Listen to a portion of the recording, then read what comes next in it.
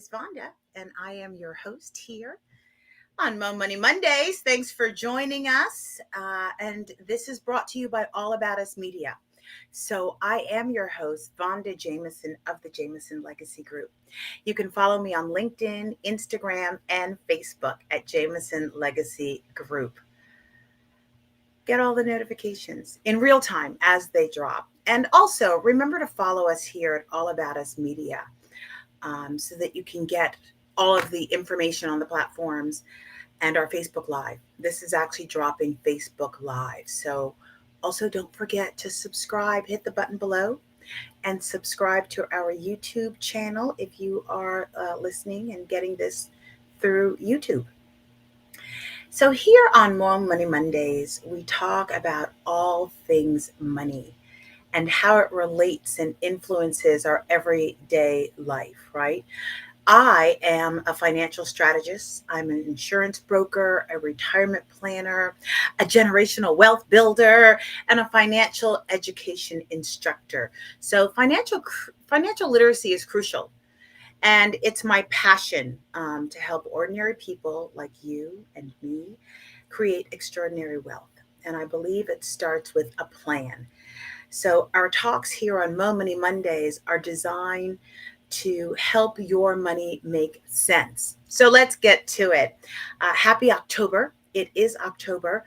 It is also known as Domestic Violence Awareness Month. And I want to talk about that because guess what? Domestic violence affects our financial. And we're going to drill down into that tonight. Domestic Violence Awareness Month was introduced back in the 80s by the National Coalition Against Domestic Violence. And it is a great thing. I actually attended our police precinct community council meeting last night. And I was so fired up and so spirited that I decided that this needed to be the topic for tonight's show. So, the dream and the hope is to break the chains of violence that currently have such strong grips on our nation. And every year, right around 10 million people become victims of domestic violence, which equates to just about 20 people every minute. Those numbers are astonishing, if you ask me. Pretty big numbers. So, domestic violence not only affects women, guys, it affects men, it affects children of all different races, status, religions, and culture. And, the idea that it affects men, it sometimes is even more challenging for men, right? Because we live in a country where the male race is supposed to be strong and not cry and all of that bull. And so please be aware, domestic violence is everybody's business. And, there are extreme efforts to keep it secret. But the truth is domestic violence can also, also called intimate partner violence, is incredibly prevalent. Domestic violence shows itself in a number of different forms, whether it's punching, slapping, choking, or threatening, manipulating, yelling, and many other forms. And one of those forms is financial. But no matter the situation, domestic violence is never okay. And so tonight, our guest is here. We have a guest that is going to help us really understand and dive into what domestic violence really means and breaks it down into, we know that, yes, it is violent. We know about the physical. Many of us are aware of that, but it speaks to so much more. So our special guest tonight is Miss Lois Glenn Carter. And Lois Glenn Carter is a family matrimonial mediator. And her practice is focused on family disputes, matrimonial disputes as well. She serves as a court-appointed special advocate for children. She's a member of CASA. She represents children's interest in the foster care and family court system. Miss Glenn Carter is also a certified mediator with the Superior Court of the state of Delaware, and she has served as a parent advocate for the National Independent Black Parents Association, handling diverse and complex cases involving education law and child protective services. So she is also the founder of her own company called the Black Family Mediation Organization. So, folks, I bring you this evening Lois Glenn Carter. Hey there, Lois. Thank Hello, hello, you for joining hello, us. Vonda. Thanks so very much for having me here today. It is certainly my pleasure to join you on this afternoon to talk about a very important topic, such as the domestic violence. So, thank you so much for having me. I appreciate it. I'm thrilled to have you here because I know that there is so much to share. Um, but let's start at the beginning. Maybe you can speak a little bit to you know what domestic violence really is and how it shows up in our environment, in our society, in our community. Yes, domestic violence affects every walk of life, whether you're rich, poor, white, black, Hispanic, Asian. Domestic violence is prevalent in all of our communities.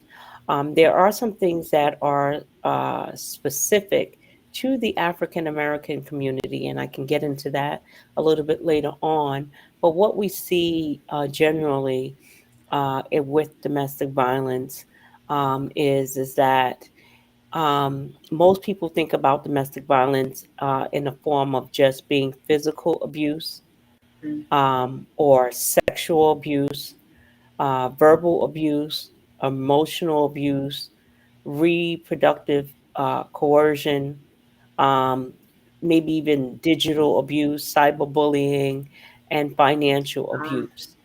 And I just want to back up a little bit. You uh, let your audience know some of the things that I currently do or I'm working on.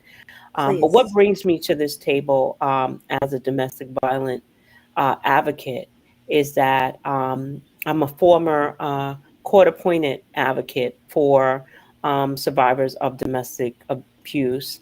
I also have worked in a domestic violence shelter as well as partnering with We Are Phenomenal Women, which is a domestic violence agency in New York City.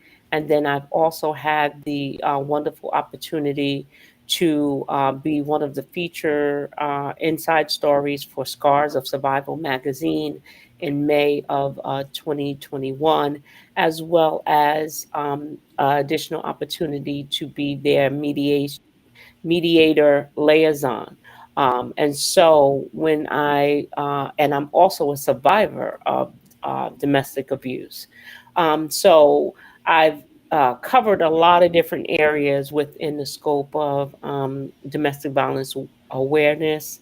And one of my many hats that I wear as I work with the Black family to understand and identify domestic violence and any of its abuses as it may relate to family conflict.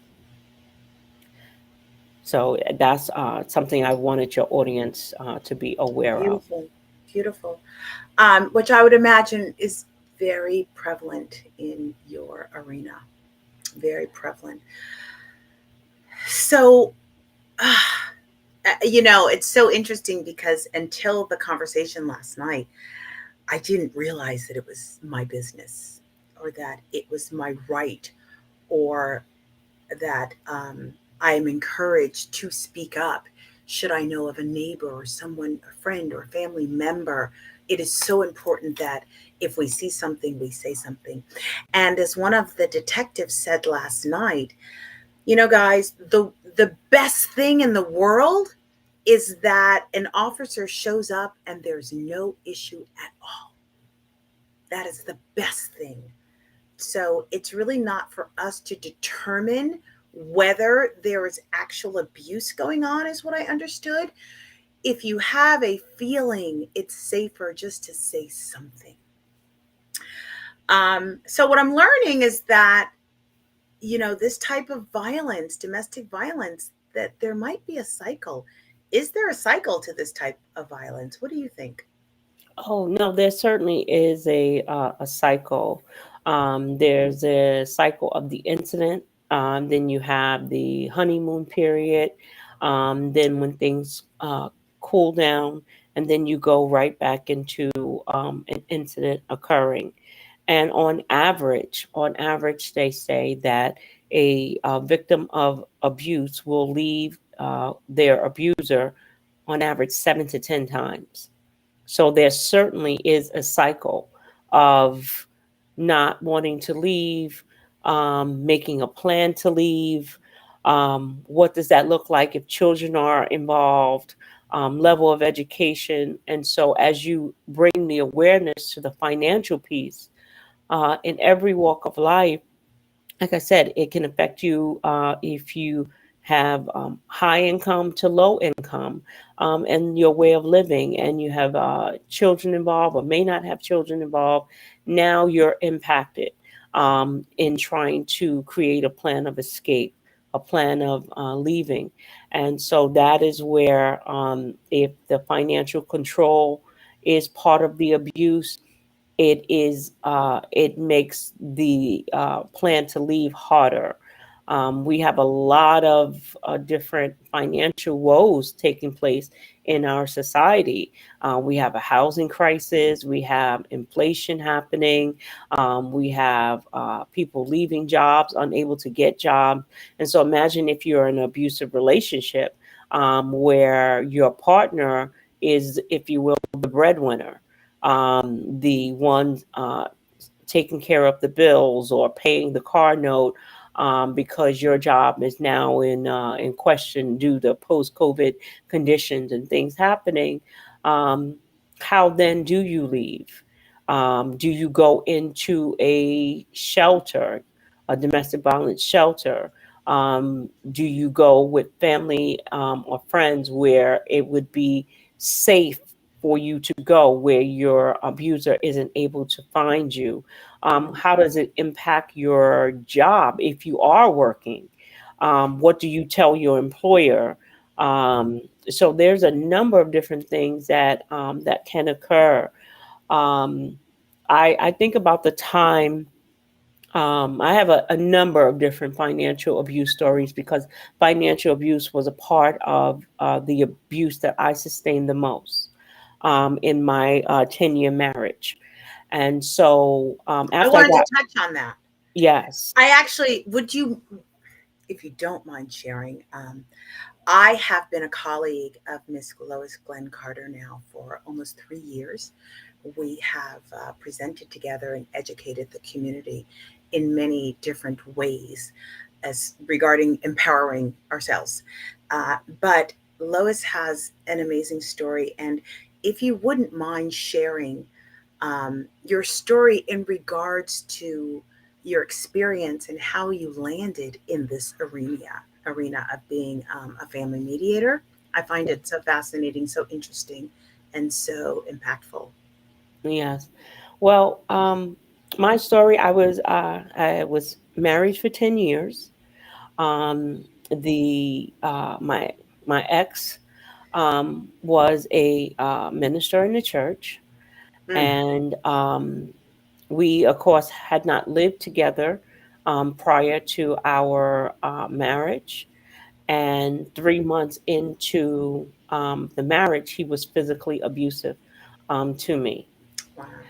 and he was arrested, and the the embarrassment that I felt in being the victim of abuse, and being within the church, was one of what were the other people going to think? What were the church members going to think?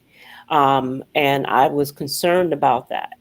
I actually bailed my ex out of jail, and we just tried to layer on, um, God will fix it, and Wow.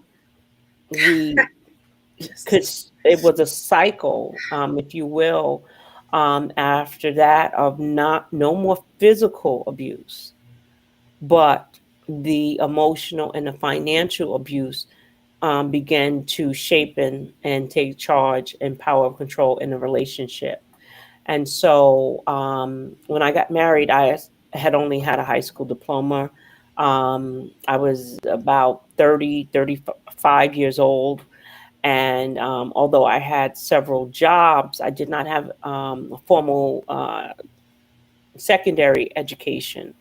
And my ex had bachelor's, master's degree, and he did not encourage me to further my education at all. And so what he would do anytime that I would get a better paying job or some kind of career advancement, there would be so much trouble at home that I would end up quitting my job or leaving my job. oh, wow. And so finally, at one point, I decided to go to school to get my associate's degree. And I got my associate's degree in paralegal studies. And my first job after I got my completed my degree, I went to go work at a law firm. And my ex chained the gate so I could not take my car out of the driveway to go to work. Mm, So when we talk about power and control, it does not have to be the physical anymore. It's the manipulation. It's the anything that they can do to keep you at a lower state, a place of where their authority is higher than yours. Their control is certainly over you. And so I had to call my job and tell my job that I couldn't come into work because I now had to get an order of protection against my husband at the time. And so that's how, oftentimes, when people are experiencing, whether it be physical or any type of abuse, you may need to seek uh, the order of protection mm, to stop that abuse immediately. And oftentimes, when an order of protection is sought or a plan is put in place to leave, that is the most dangerous time for a survivor because statistics show you are more vulnerable because that person is now feeling the lack of control that they have over you. And that lack of control fuels their fury to control you. And if I can't control you, if I can't have you, then nobody else will, or making your situation absolutely horrible, where you then say, oh, never mind, I'll just go back. Oh, never mind, I won't take the job. Never mind, I won't work. And so that when we talk about financial abuse, then you are now almost contributing to your lack of success, your lack of being able to be self sufficient or independent in these instances. So I was married at that point. I had two daughters, um, and I wanted to get my education so that I could show my daughters the way, not just tell them to get higher education, but show them that even at 40, I was going for my degree. I was looking to educate myself and be independently thinking and educated.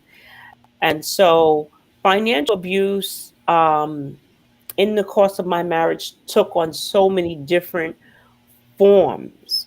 And even in the point of divorce, of course, money in divorce is a huge, huge thing that many couples deal with, because you have to deal with equitable distribution, you have to deal with what assets you have, what liabilities you have, who owes what. And so, even within the course of my marriage, my ex deliberately had my vehicle repossessed so that I would not have a vehicle. Now, of course, the vehicle was in both of our names.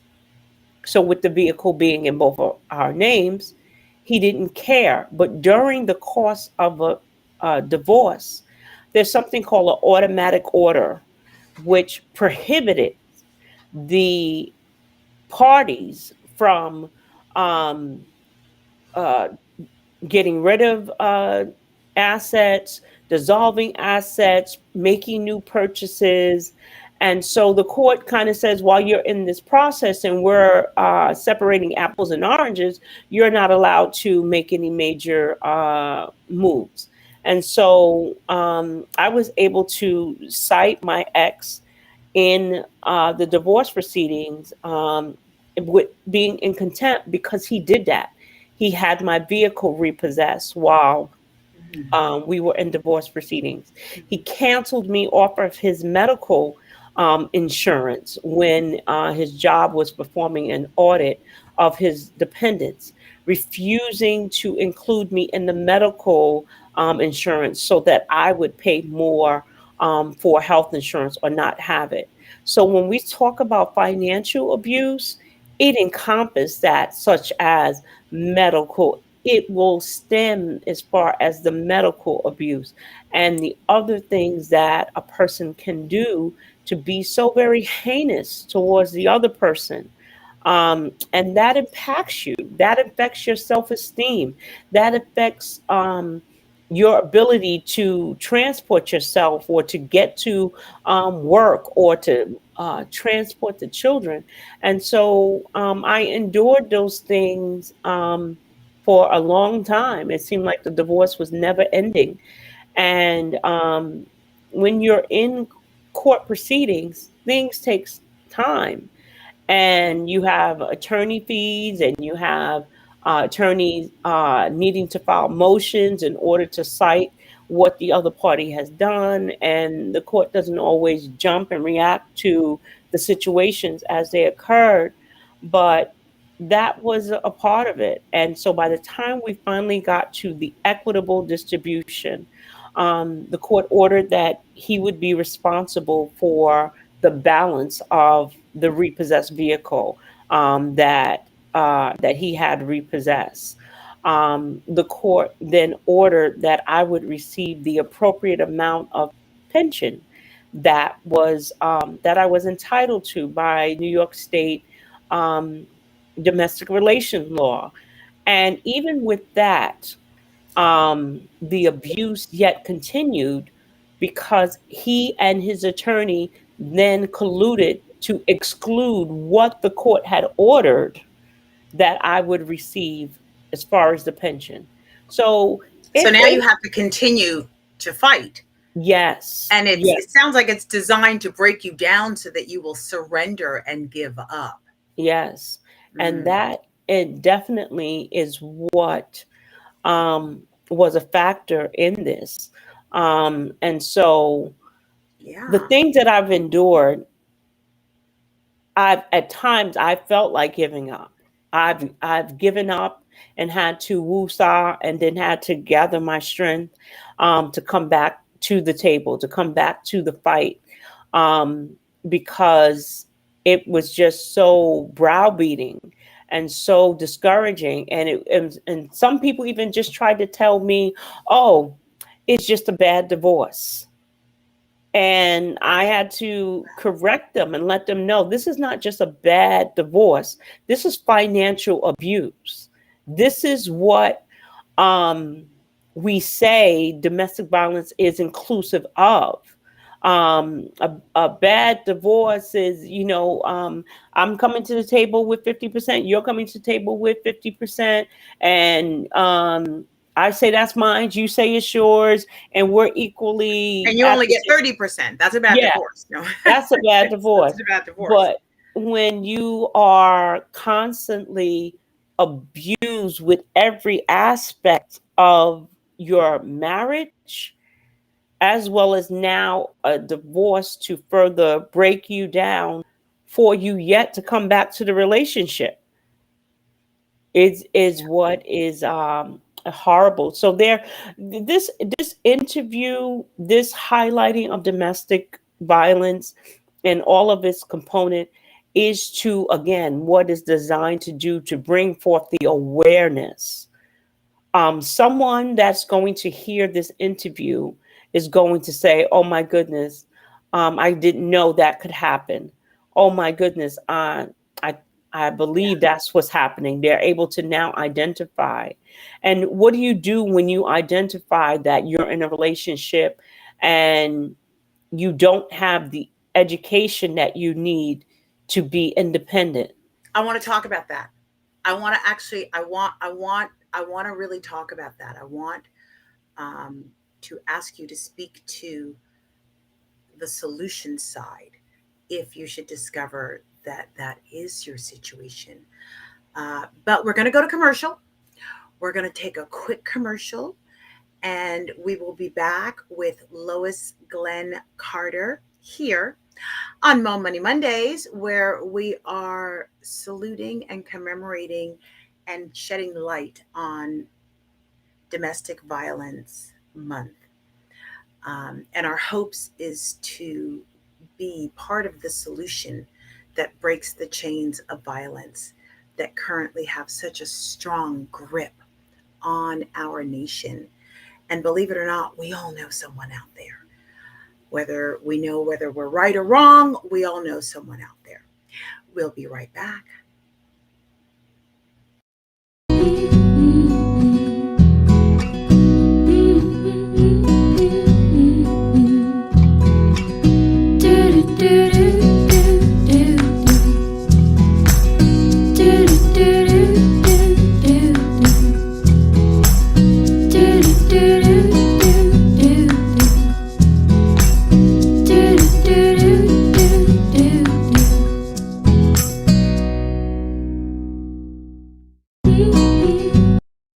You're listening to All About Us Radio.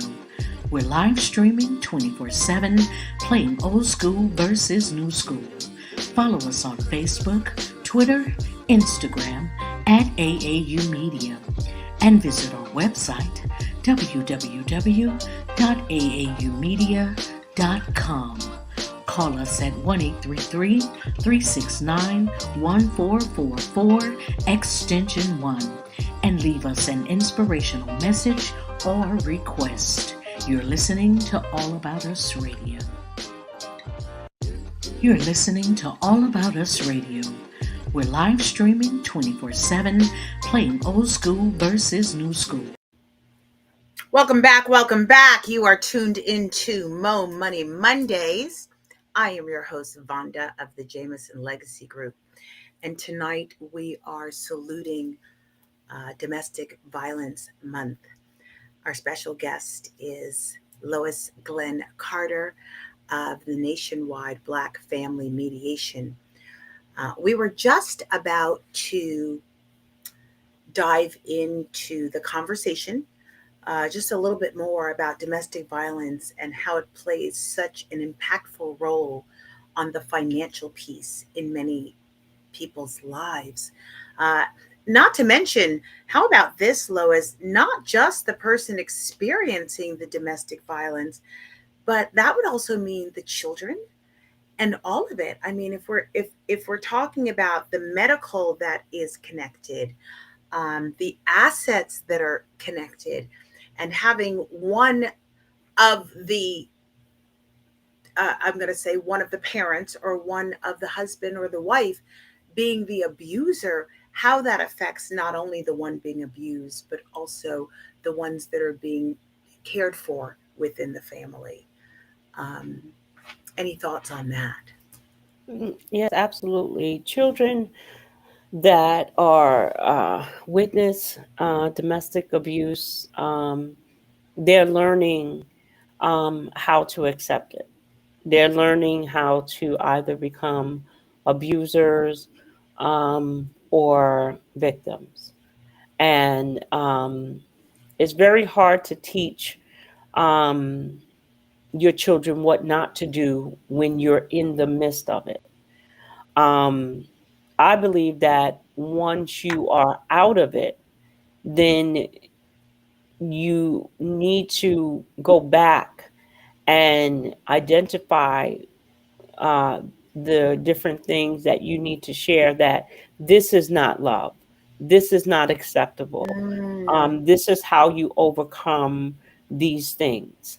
And sad to say, like I said previously, I have two daughters. And so it was very important to me, as in, how is it that I'm going to show them different? How is it that I'm going to show them the self love and the self respect that a woman is supposed to have and to carry? And so one was via my education, in obtaining my degrees, starting my own. Congratulations, by the way. That's Thank you. huge. Congratulations. Yes, that was, and I was 40, and I tell the story all the time to some of the women that I have an opportunity to work with and share, is that I was 40 years old when I decided to what I wanted to do, um, because I had been groomed into believing that I was to be his wife and his helpmeet and his support. And he was an influential member of the community, of society, not just your typical man next door or person next door. So I can't even imagine that right there is hugely intimidating. Yes. And so once I realized that I had value, I had worth, I had things that I was interested in, um, I then began to pursue them. And so I wanted that to be an example for my daughters, to earn their degree, to pursue their higher calling.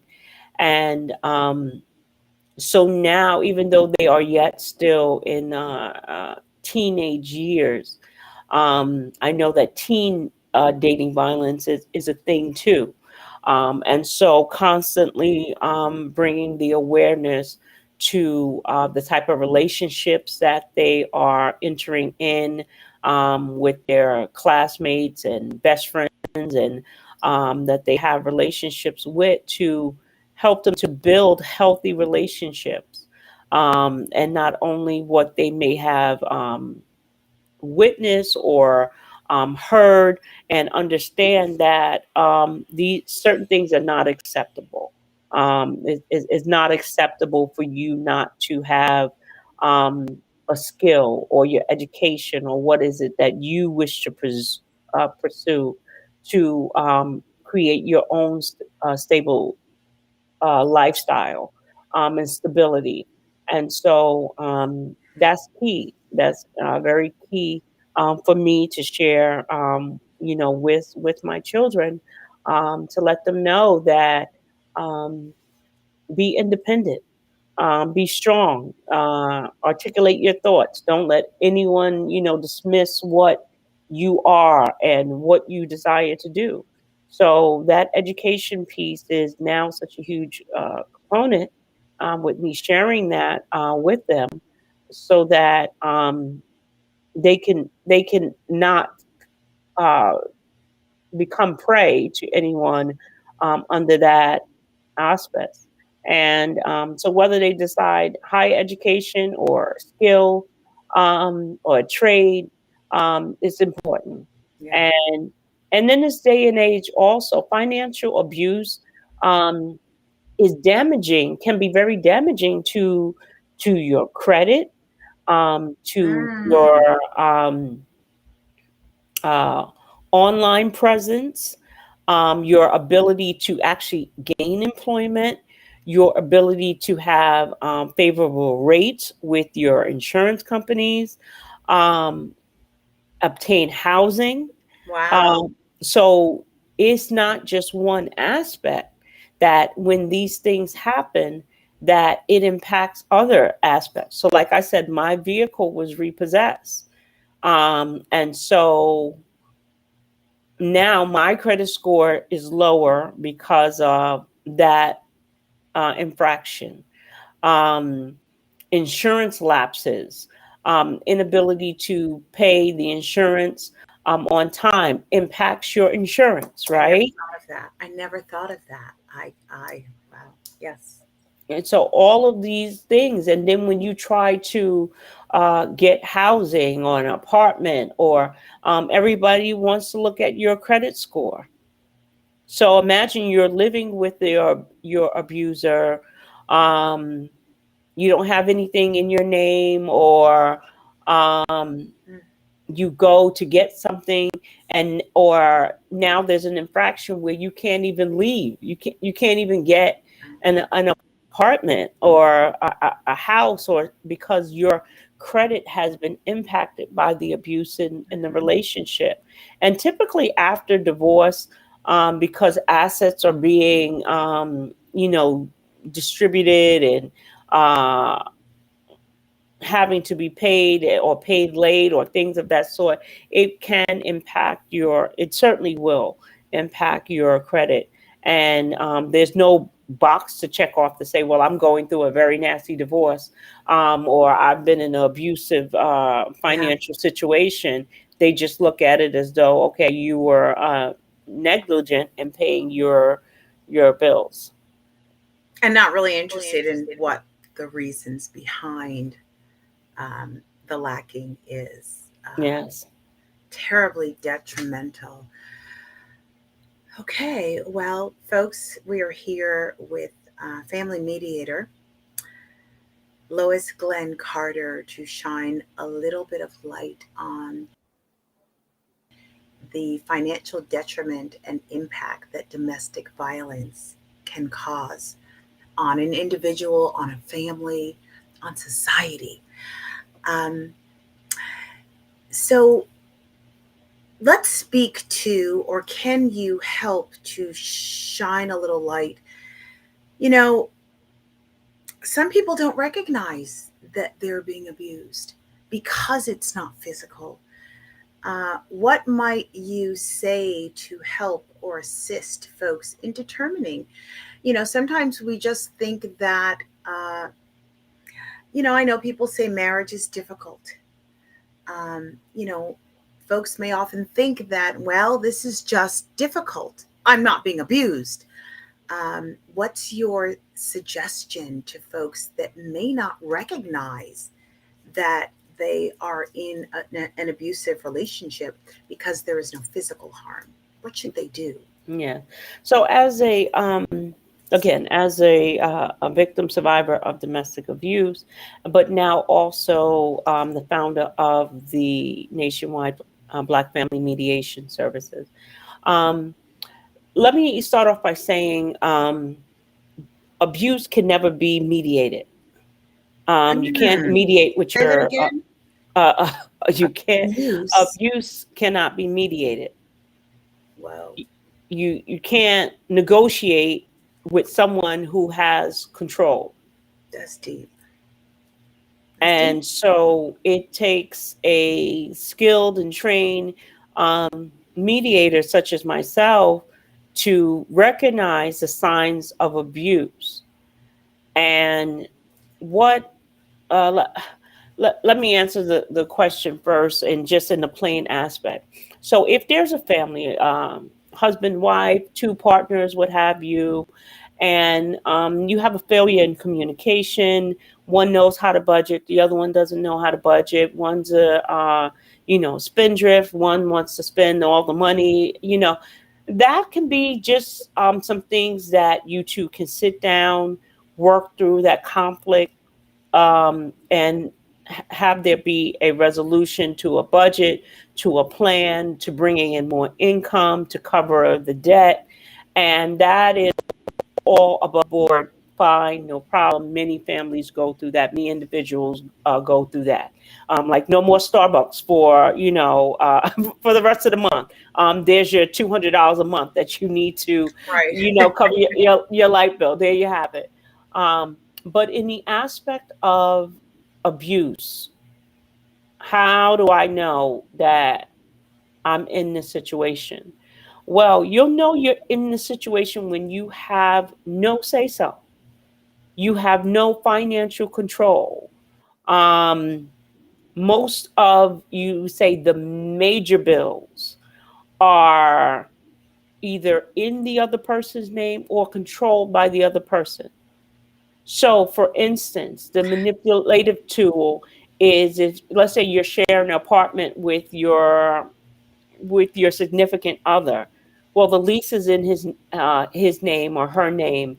You don't have access to the management company at all. Your name can't get on the lease for whatever reason there is.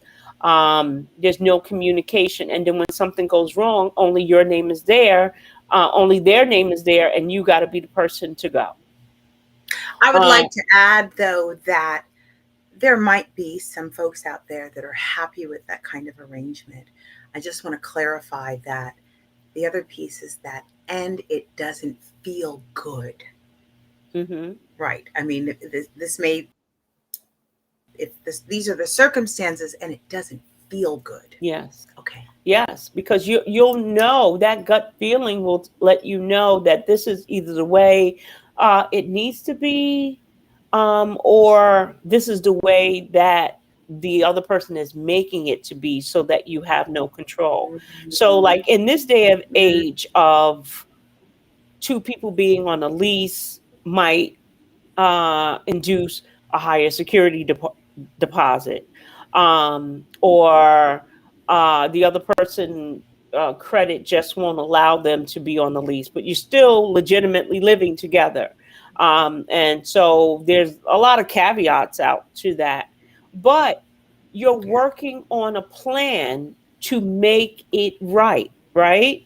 And so you're not going 5, 10 years or more than a excess of time to correct that. So you would be working on your financial goals together. You and your partner would be working on them together. Hey, let's make sure you get on a lease. Why? Because as you know, and I know, Vanda, if the other person even transitions, dies, where do you now live? You now still don't have a place to live. And there have been instances that even in death, your abuser can still haunt you, Prevail. prevail, because look at a will. We talk Wow. about those things, and We a do. person can rightfully give property to someone else and exclude you, and they have the right to do it. And as What? you would say, cover your Yeah. assets, cover Mhm. yourself. If you're unable to cover yourself and the other person is preventing you from covering yourself, then you know that you have a situation that you need to pay a little bit more attention to and get some clarity on how you're going to resolve that situation. Um, because if all the assets, if all the financial control is with one person, and that person lives and or dies, they have taken control still of your life, and you will find yourself on the end of being financially abused because you did not put into perspective what you needed, what would benefit you, living and or dead. Amazing. Thank you. Thank you so much for that. That was very enlightening. Definitely some things that I may never have imagined. And so, for a few minutes, let's just speak to maybe a little advice. What would you tell a man or a woman um, who is in a relationship, a partnership, and they haven't yet found the strength to stand up, but perhaps they would like to begin their plan. Did you find where you just started a secret plan before you got to the place where you could, you had the ability to make that move? What could that possibly look like for a person? How might they start whittling away to plan the escape, so to speak, or to plan their safety or their financial safety? Yeah. Well, yes. All domestic violence agencies have a safety plan Oh, published pretty much on their websites or booklets or information that they share, because they do recommend that you plan to leave. there you go. And so, even if it is making copies of your very important documentation and putting it at, let's say, your aunt's house, Right. so that in the event you need to leave when the next situation arrives, you're not now trying to find birth certificates, social security cards for you, the children, and Excellent. Excellent. so the plan is to um, create what is necessary for you to escape that situation under the, if you will, the physical abuse. Um, the financial abuse aspect of it is you really would need to do a self assessment, such as someone even talking um, to you or to I. Um, when people come to me for estate planning and or even mediation, I'm trained to ask certain questions to identify if there's any abuse involved. And then I work from the point of advocacy with that person to providing them with the appropriate resources and tools for that independency. And what does that look like? Hmm. Because you may find out or discover that, you know what, I'm in an abusive situation. You're not going to walk in the house and say, hey, I'm in an abusive situation, I'm leaving today. No, that doesn't happen. But you may begin to say, you know what, I need a 401k. I need to divest or invest in some financial tools that will help me to have a pension, or how do I start saving money? How do I start earning um, Yes. money that Yeah. I can, put away in certain aspects so that I Yeah. have access to it? Mm. Um, there's nothing like, as we speak about all the time, making sure you have perhaps a power of attorney, right? Yeah. The Absolutely. health power of attorney. What would you There want you go. your Oh, let's speak assets to to do? that. Health Yeah. policy. Do you want your partner to be making the decisions over your health should you be in serious condition or serious illness? And that's something that you can put in place without anyone knowing. hmm hmm Oh, And excellent. so those things are helpful, extremely helpful to when you identify and when you understand. And so certainly if you have children, um, the plan that you plan to have in the event that you're not here while your children are minors. Um, the plan, and so like I mentioned it slightly earlier, when in the African American community, the death rate for victims of abuse is more than any other group, any other race.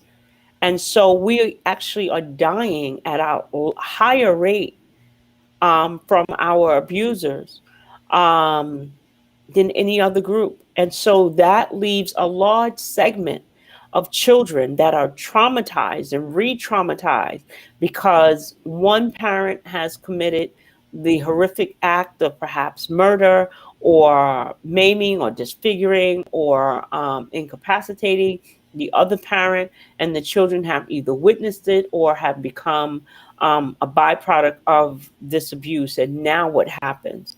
And so when you know that you are in a domestic abusive situation, whether it be physical or financially, and you have minor children, you want to get active, secretly active, openly active, some sort of being informed and being connected with empowerment groups in some way, shape, or form, so that you can begin to plan, build, and put into action a plan of safety for yourself. In my situation, I was in it, and I was trying to just educate myself. And I gave back to those areas. That's how I became a court appointed domestic violence advocate, because that was part of one of my internships when working at a domestic violence shelter. And so that was kind of like my underground of gathering more information, being more Nice. resourceful. And then by the time my ex had filed for divorce, in a way of trying to get me to get in line, and not be so out there and helping other people, Mm. that was I thought that was my exit ticket. I thought my survivorship was in full swing.